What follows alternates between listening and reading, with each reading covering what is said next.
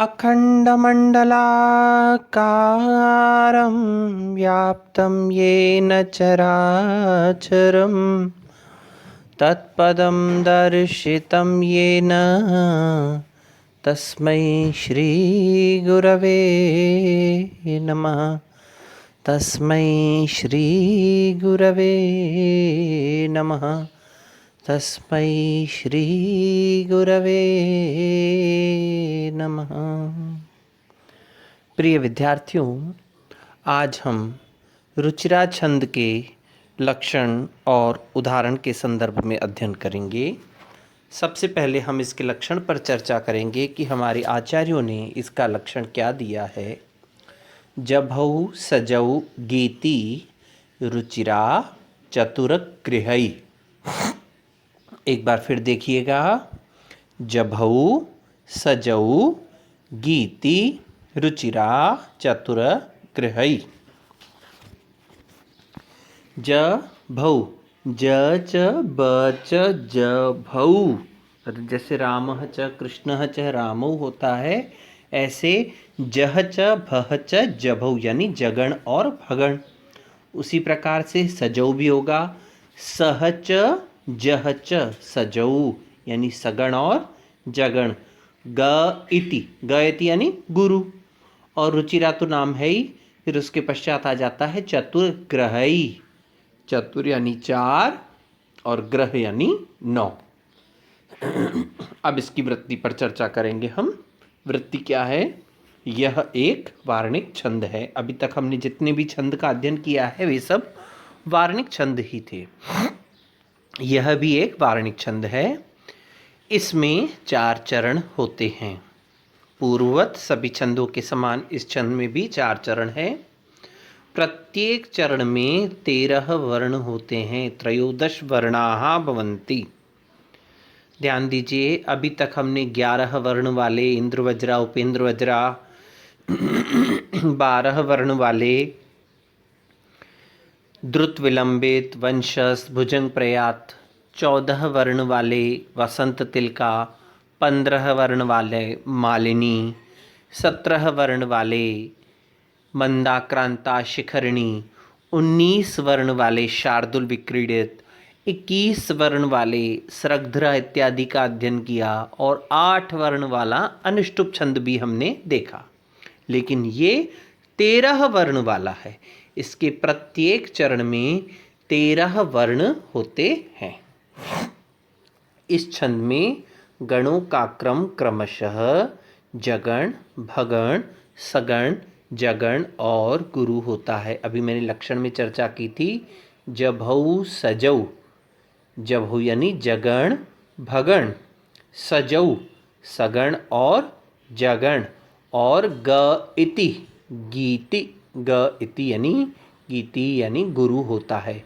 इस छंद में गणों का क्रम क्रमशः जगण, भगण, सगण, जगण और गुरु होता है।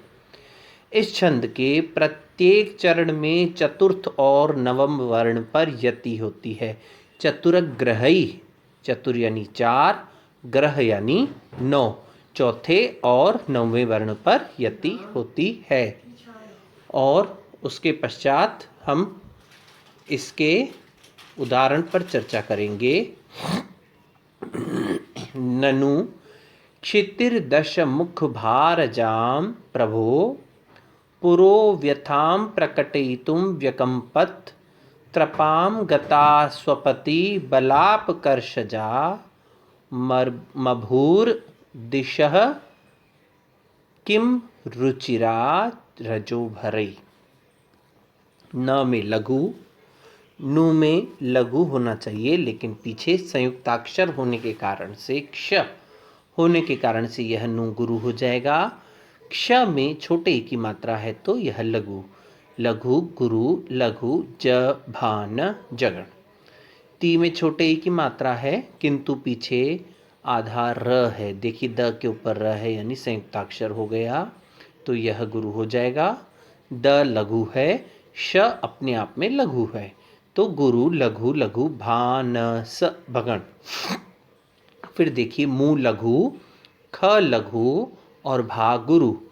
लघु लघु गुरु सलगम या सलगाह तो सगण हो जाएगा। र लघु जा गुरु, जा के ऊपर अनुस्वार है तो गुरु, और प्र प्र प्र में प आधा है, र पूरा है लेकिन है तो अ ही, इसीलिए यह लघु। ज भान लघु गुरु गुरु, लघु गुरु लघु। अब देखिए भोग का कई बार पाठ भेद मिलता है। प्रभो जो है यह शब्द यहाँ पर कई बार इसमें विसर्ग दिखता है, यानी पंचमी षष्ठी एक वचन दिखता है, और कभी इसका प्रभो संबोधन का एक वचन भी अगर हम देखें तो वहाँ पर भी किसी भी स्थिति में ओ होने के कारण से तो यहाँ पर गुरु ही होगा। तो जगण भगण सगण जगण और गुरु। द्वितीय पंक्ति या द्वितीय चरण देखेंगे। पू में लघु है, रो गुरु है, व्य व आधा है तो कोई मतलब नहीं है, लेकिन यह लघु है तो लघु गुरु लघु जगण। था में गुरु है, प्र में लघु, क में लघु, गुरु लघु लघु। ट लघु, ये लघु, त में ऊ की मात्रा छोटी है लेकिन ऊपर अनुस्वार लगा हुआ है, ध्यान से देखिए तो यह गुरु हो गया। लघु लघु गुरु सलगा सलगम यानी सगण। व आधा है, फिर इसके पश्चात य है तो य में लघु है, क के पीछे आधा म होने के कारण से क गुरु हो गया। प लघु रहेगा, ज भान जगण, और त लघु है लेकिन हमें यहाँ पर गुरु की आवश्यकता है तो यह अंतिम अक्षर, किसी भी चरण का अंतिम अक्षर अगर नियमानुसार हमें गुरु चाहिए तो यह गुरु माना जाएगा लघु होते हुए भी। आगे देखिए, त्र में लघु, पा में गुरु क्योंकि अनुस्वार है, और ग लघु, ज भान। ता में विसर्ग है, गुरु है। स्वपति, स्व का व लघु, प लघु तो गुरु लघु लघु भान स भगण। त में छोटे की मात्रा लघु, ब लघु ला गुरु, स लगा लघु लघु गुरु सगण। प लघु, क भी लघु होना चाहिए लेकिन ऊपर देखिए श के ऊपर र है, ये र इसमें जुड़ जाएगा, इसको गुरु बना देगा। संयुक्ताद्यम, संयुक्त अक्षर से पूर्व वाला गुरु होने के कारण से क गुरु है और श लघु है तो ज भान जगण, और जा अपने आप में गुरु है। म लघु, भ में छोटे ऊ की मात्रा है लेकिन दी के ऊपर र है, संयुक्ताक्षर होने के कारण से यह भू गुरु होगा।